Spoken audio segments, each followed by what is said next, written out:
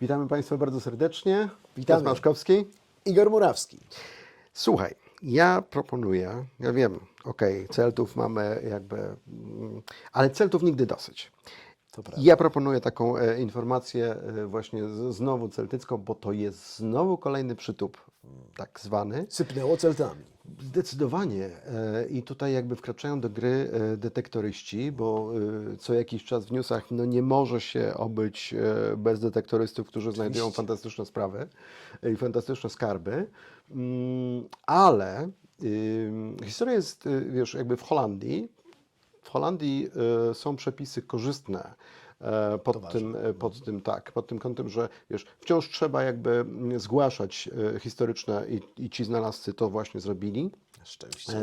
Historyczne, archeologiczne znaleziska, ale generalnie można to wszystko jakby robić, pogodzić. Najwyraźniej Holandia pokazuje, że to się da zrobić w jakiś taki cywilizowany sposób. Nie byłoby w tym nic takiego nadzwyczajnego, bo chodzi o to, że dwóch detektorystów na polu w pobliżu Utrechtu znajduje kilkaset starożytnych monet. Dużo, ale to nie są jakieś, wiesz, rzeczy jakby niesamowite wśród detektorystów. Ilość zacna, ilość tak, fajna. jak sobie przejrzysz, wiesz, te grupy detektorystyczne i tak dalej, to wiesz, że to są jakby non-stop historie, aczkolwiek one są głównie z Wielką Brytanią, wiadomo, z przepisami to jest związane.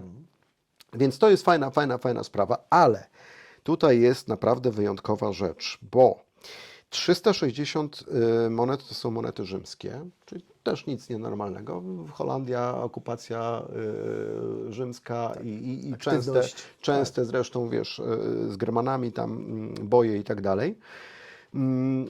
Ale skarb jest bardzo ładny, bo to są monety, to jest 72 aureusy, czyli znane nam złote monety, 288 denarów, w tym co najmniej kilka wybitych przez Juliusza Cezara. W ogóle rozpiętość, taki rozstrzał czasowy tych monet jest ciekawy, to jest od 200, roku 200 przed naszą erą do 46, bodajże ostatnia moneta w tym skarbie jest bita w roku 47 naszej ery. Natomiast... To jest ciekawe jako zwarty zbiór, prawda?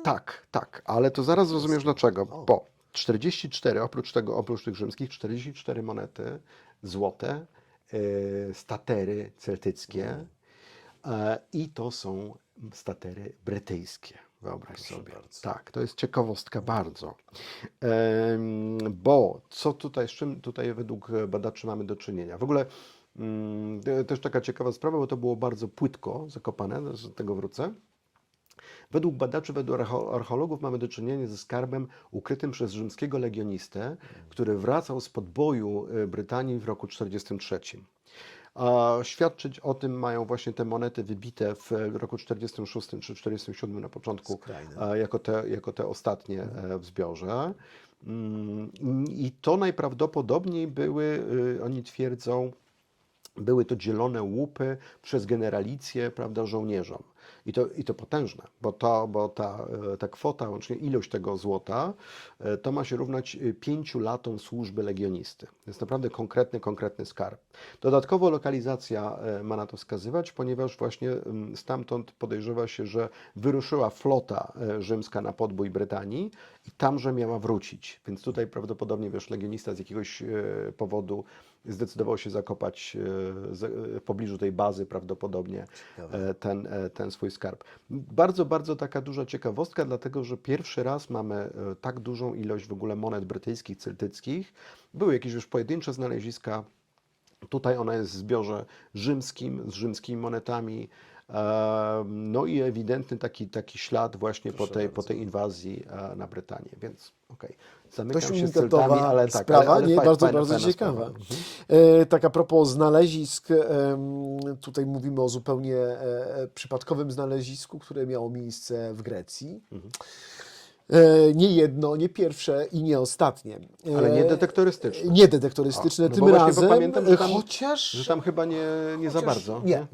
Tam za bardzo nie wolno, chociaż no właśnie tutaj Państwu zostawimy chyba do interpretacji, bo znalezisko przyniósł na posterunek policji człowiek, tak? Grek. Tak. Udający pewnie Greka, tak naprawdę, no bo twierdził, że znalazł gdzieś na przedmieściach Salonik zawinięty posąg, zawinięty w worek po śmieciach. Czekaj, no właśnie, to I słyszałem, to jest że to gdzieś przy koszach na śmieci, tak? Czy coś w takiego to koszu, wręcz w koszu, no, taką wersję wow, podał wow, tak tak, naprawdę. tak. No więc jakby tutaj mamy To pełne chyba pole do To chyba interpretacji. tylko w Grecji, starożytna rzeźba, tak? No tak, no udawał pewnie Greka, no no więc właśnie. pytanie właśnie tak jak Tak. mówisz, czy intencjonalnie, czy I nieintencjonalnie, to czy zdaje się, przypadek. że, przepraszam, to chyba nie była taka malutka rzecz, bo Nie, ona miała. W opisie jest, że to jest mniej więcej wysokości kija baseballowego. No, To poniżej źródeł metra amerykańskich. troszeczkę, tak. Tak, Pewnie. niecały metr. Posąg jest bez głowy, bez ręki, datowany mniej więcej między 450 a 100. Tak, przed naszą erą, Nieźle. więc jakby tutaj spory No, rozstrzał tylko w Grecji jest. faktycznie. Prawdopodobnie rzeźba ma charakter wotywny, trudno tutaj zidentyfikować generalnie jej pochodzenie. Oczywiście w tej chwili jakby całe jest poddawany szczegółowym badaniom. Posąg, także tutaj te okoliczności są zastanawiające. Tak, a nie wiem, Tutaj, przepraszam, jeszcze tylko dodam, że generalnie, żeby tutaj nie oskarżać człowieka, bo być może rzeczywiście to było zupełnie przypadkowe, a pamiętajmy, że ta niedawna budowa, czy właściwie poszerzanie linii metra w Dokładnie. Salonikach, ono nam tutaj dało tak dokładnie, naprawdę... pisaliśmy o tym. Tak, fantastyczne odkrycia też były w Salonikach. Ono tutaj jakby multiplikuje te Ale to zaraz odkrycia to i poprawnie. To ten do- pan przyniósł posąg, bo twierdził, że go znalazł. Tak. A teraz dostaje za to trochę baty, tak? Rozumiem. Że... Nie został aresztowany. A, okej. Nie został aresztowany. Bo Prawdopodobnie tak jego mogło wersja być, że gdzieś tam była spójna. mogło faktycznie to mieć miejsce. No bo to jest taki myk, tak? Czasami Tak. rzeczywiście Ale tu stosowany, masz rację, ja że nie jest pomyślałem, przypadkowe znalezienie. To może mieć związek z tymi badaniami, tymi wykopaliskami. To bardzo prawdopodobne. Tak. I to się akurat w Salonikach dzieje. Natomiast takie sytuacje się zdarzają w Polsce, w zasadzie czasami wszędzie, kiedy wiesz, opróżnia się dom, tak? Rodzina opróżnia czasami nieświadomie tak, coś tam, tak. ale no no tutaj tutaj jakby scenariuszy może być tak, kilka. kontekst no, jest ktoś, taki, że nie wiem, trudno powiedzieć, czy to rzeczywiście ta historia jest, mówię, czy znalezienie było intencjonalne, czy może pan gdzieś znalazł, szukał, nie chciał mieć problemów, stworzył tą historię o tym koszu na śmieci na przedmieściach Salonik. tak. Trudno powiedzieć. Natomiast no jest fajny zabytek, jest zabytek w dobrych rękach w tej chwili, pewnie będzie konserwacja, pewnie będzie udostępnienie, także fajnie. Super. To taka szybciutka informacja grecka, bo ja też mam jedną. W pobliżu Aigio w zachodniej Grecji archeolodzy odkryli pozostałości Heroonu. To jest rodzaj grobowca, grobowiec, który budowano dla jakiegoś Herosa, bądź legendarnego, bądź rzeczywistego. To mógł być jakiś wódz na przykład i tak dalej.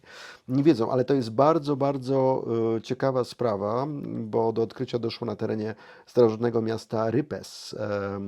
To było członek ten słynnej Ligi Achajskiej, z tych zamierzchłych czasów, prawda, wojen greckich. W V wieku przed naszej ery miało bardzo duże znaczenie to miasto.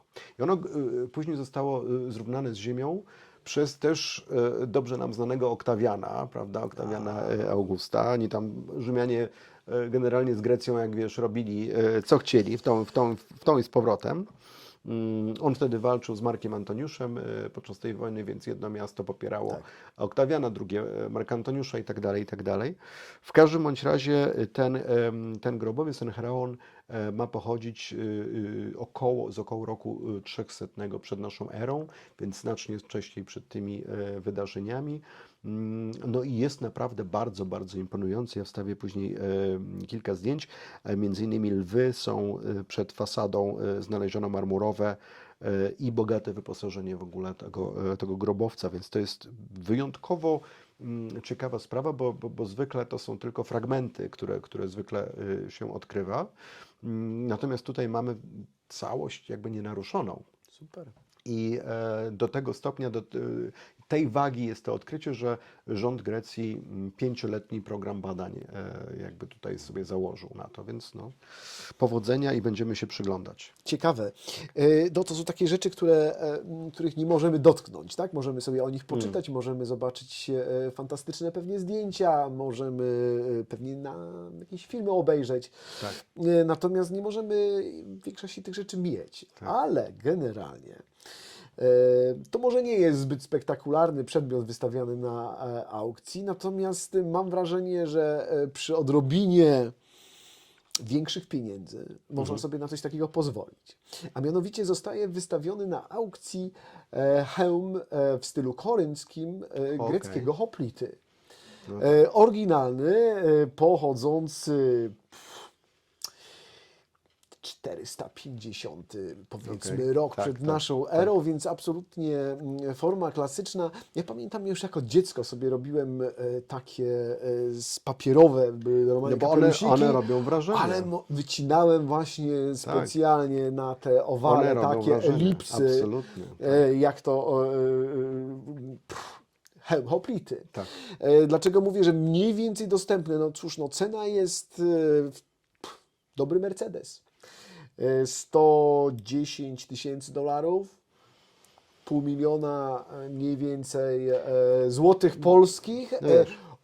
To jest dużo pieniędzy. Tak. To jest dużo pieniędzy, ale ktoś, kto kupuje na przykład trzeciego Mercedesa, nie wiem, drugi jacht, to są pieniądze już nie olbrzymie i rzeczy jest nie tak bardzo niedostępne.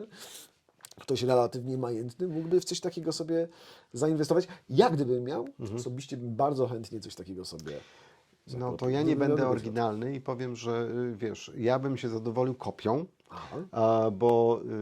bo ja jednak jestem, wiesz, troszeczkę, może za bardzo, ale jestem jednak wychowany na panach samochodzikach i tak dalej. I to podejście. Ty byś na inne Ja rzeczy wydał ja te uważam, 110 tysięcy dolarów. Ja bym, wiesz, ja jestem trochę jak Indiana Jones w tym powiedzeniu, że to powinno być w muzeum i akurat uważam, że to powinno być w muzeum, bo jest jednak skończona liczba To też takich nie jest hełmów. tak. To nie jest wybitnie tak. jakby I to indywidualna trochę rzecz, szkoda. ale tak. Natomiast wiesz, czegoś takiego możesz zrobić perfekcyjną kopię. I tego jakby nie będziesz w stanie jakby tego odróżnić od oryginału. Więc jak dla mnie to niekoniecznie, ale no rozumiem, no są miejsca, gdzie Rzecz Gdzie to i w ogóle sposób zakupu trafia na to, gdzie ta aukcja jest? legalny. Wiesz co, tu nie mam informacji dokładnej, ja wiem, że one się czasami Ale- pojawiają, więc tak, ale tak, jeżeli tak. okej. my dołączymy link po prostu Tak, dla Państwa, okej, dobrze. gdybyście chcieli sobie zakupić taki Zamiast Mercedesa, rozumiem. z Mercedesa. Albo może W przekazać stylu jakiegoś, 300 lub do któregoś troi. z polskich muzeów. To Tak, by było ciekawe. ale na przykład. czemu nie? No, absolutnie, Czemu nie, no? absolutnie. No dobrze. Grecji dużo. To teraz absolutnie, totalnie jakby coś innego. Ale też przepiękna jakby tajemnica historyczna, aczkolwiek przepiękna, może to jest nadużycie. O co mi chodzi? Pamiętasz słynną sprawę pamiętników Hitlera? Tak, oczywiście. To była po prostu, to był zupełny kosmos, prawda? Tu wszyscy oszaleli, wszyscy sądzili, że to Stern, zdaje się, prawda, zakupił magazyn I niemiecki upadł, i między upadł. innymi, Tak. między To innymi, był się sprzęgło. słynny skandal. Tak. Generalnie, jak dobrze wiesz, no w ogóle historiografia związana z II wojną światową, zwłaszcza z postaciami znaczącymi i tak dalej, wydaje się, jak to się mówi, przekopana bardzo, bardzo konkretnie. I historycy nie spodziewają się znaleźć czegoś przełomowego, nowego. To by było bardzo, bardzo rzadkie. Tymczasem pojawiły się pamiętniki Unity Mitford. Odkryto. Unity Mitford, już wprowadzam. Unity Mitford to była taka ciekawa postać, w tym sensie takim negatywnym, można powiedzieć. Ona w wielkim, wielkim telegraficznym skrócie była absolutną fanką Adolfa Hitlera, tak? I to jest Brytyjka z bardzo tych wysokich sfer, jest stricte arystokracja brytyjska. Zdaje się, że w 1914 roku dziewczyna się rodzi, dużo tych dzieci jest w tej rodzinie. I tutaj historycy często opisując Unity Mitford uważają, że tutaj jest tak zwany pies pogrzebany, po prostu, bo wiesz, trzeba się czymś wyróżnić w stadzie, prawda? Unity sobie jakby wyobraziła, usłysząc pierwszy raz o faszyzmie, że tu się krzywią jej różni członkowie jej rodziny, a że to faszyści, a to, wiesz, i postanowiła, że ona się temu przyjrzy. Dzieliła swoją, to jest taka ciekawostka, ale to jest fakt, dzieliła sypialnię z młodszą siostrą, niewiele młodszą siostrą Jessica, o ile dobrze pamiętam. I wyobraź sobie, dziewczynki kredą rysowały linie na podłodze, miały pół pokoju, każda z nich miała po pół pokoju, a Unity wieszała portrety Adolfa Hitlera i swastyczki sobie wszędzie tam po prostu rysowała, natomiast Jessica na drugiej stronie portrety Lenina i sierp i Niezła młot. rodzinka. Powiem Ci, że Niezła rodzinka. wiesz, jak na arystokratów brytyjskich, to musieli mieć z nimi niezłą zagwozdkę rodzice. W każdym bądź razie Unity to nie była dziecięca fascynacja, ona się przeradza w obsesję, dosłownie, tak? A Unity wyjeżdża w roku 1933 na ten pierwszy słynny zjazd w Norymberdze nazistowski. Tam jakby pierwszy raz widzi w ogóle Hitlera na żywo i już wie... Nie zniechęca się w każdym razie. Nie zniechęca się absolutnie, wręcz przeciwnie. Rok później zaledwie wraca do Monachium, zapisuje się na kurs języka niemieckiego po to, żeby być bliżej swojego idola i w zasadzie można śmiało powiedzieć, że zostaje stalkerką po prostu. Tak, Zostaje to stalkerką. brzmi. Ona chodzi wszędzie, gdzie Hitler. Psychofanka. Tak, po niecałym roku Führer ją dostrzegł w restauracji, zaprasza ją do swojego stolika. Wiesz, herbatka, tam coś tam. Hitler w każdym razie wiemy, że zapłacił rachunek. I Unity pisze w swoim pamiętniku i też w wielu listach do rodziny, że to był najpiękniejszy, najszczęśliwszy dzień w jej życiu, poznanie właśnie Adolfa Hitlera. Także od tego momentu ona się przeistacza, bo zaczyna bardzo blisko tego Hitlera, być tego kręgu. Ona jest zaliczana do najściślejszego kręgu znajomych Hitlera. Żeby nie było wątpliwości, to nie było wcale w jakikolwiek sposób ukrywane. Ona robiła te rzeczy w blasku fleszy, dosłownie, tak? Słuchaj, tutaj Ci przeczytam, to jest fragment jej listu, który ona napisała do Der Stürmer, nazistowska, mocna gazeta taka. Publiczny list napisała do redakcji. Zdaje się 36. Muszę sprawdzić, ale Anglicy nie zdają sobie sprawy z żydowskiego zagrożenia. Nasi najgorsi Żydzi działają wyłącznie za kulisami. Myślimy z radością o dniu, w którym będziemy mogli powiedzieć, że Anglia jest dla Anglików. Precz Żydami, Heil Hitler. PS. Proszę o opublikowanie mojego listu z pełnym imieniem i nazwiskiem. Chcę, aby wszyscy wiedzieli, że nienawidzę Żydów. Tak. Wyobraź sobie, że wiesz, to był oczywiście skandal w Wielkiej Brytanii No jest. w tamtym czasie, pomimo tego, że pamiętasz tam naziści, faszyści, Mosley i tak dalej. Tak, Nomen tak, omen, po prostu to jest krąg rodzinny zresztą, ale to już dłuższa historia. Oni tam funkcjonują. W każdym razie Hitlerowi bardzo się to podobało. Pani Unity dostaje za to złotą odznakę partyjną, za którą pewnie zrobiła popularny dzisiaj gest. I była bardzo tam mile widziana. Aczkolwiek wygląda na to, że wiesz, Hitler prawdopodobnie sądził, że to jest taka pożyteczna idiotka. Po prostu. On nie miał na pewno o niej zbyt wysokiego mniemania. Tych spotkań było dużo, to były zwykle, wiesz, nawet plotkowano o tym, bo tak, bo to jest młoda, wiesz, młoda kobieta, te spotkania trwały godzinę, dwie, czasami Czasem w 4 oczy. te bulwarówki, te brukowce angielskie wtedy spekulowały, czy może, wiesz, może dziecko Romans. Hitlera, romans, coś tam. W każdym bądź razie te pamiętniki dzisiaj pokazują nam, że tak naprawdę tutaj nic nie było.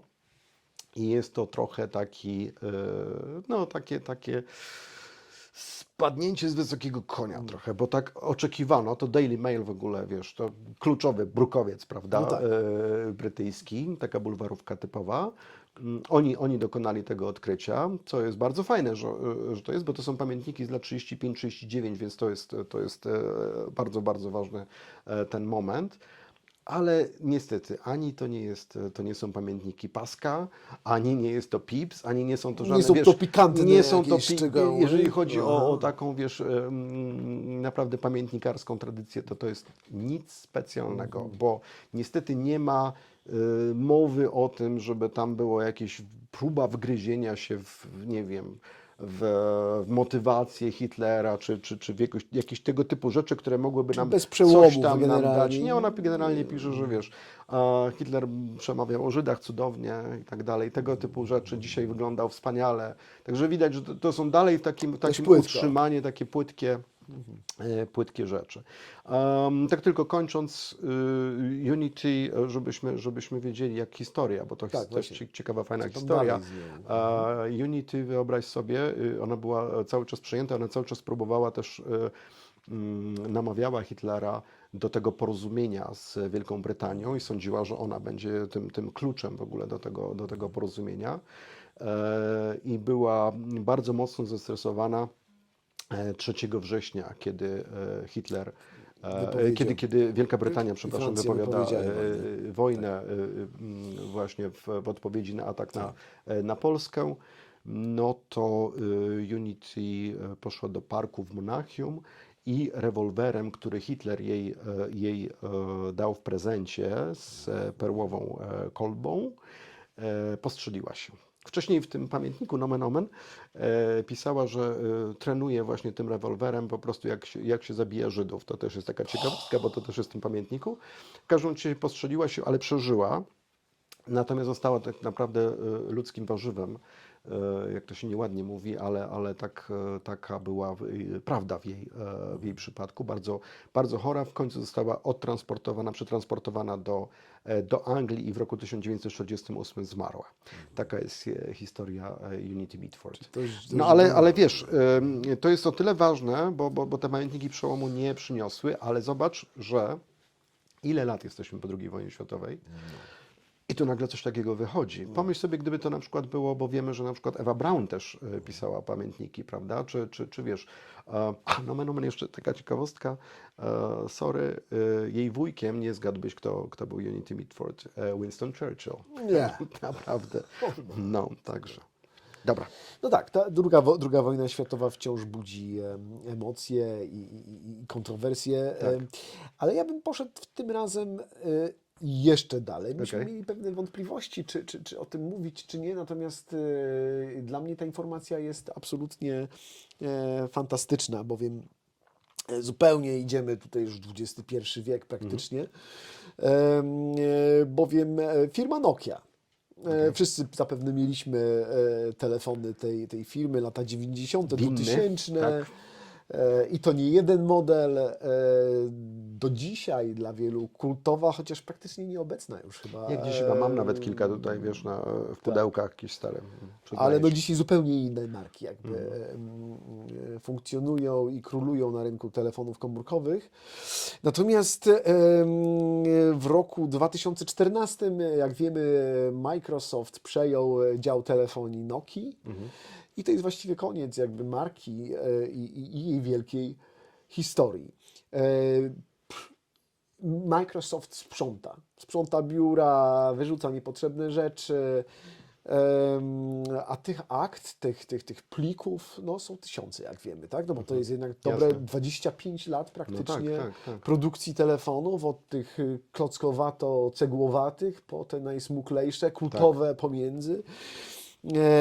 I większość o mały włos. Sorry, szkoda, że mi nie powiedziałeś, pokazałbym Ci, Byśmy musieli. jeżeli mam, bo mam taką naprawdę fajną sprawę, kurczę, otwierana kamerka. Dobra, już nic nie mówię.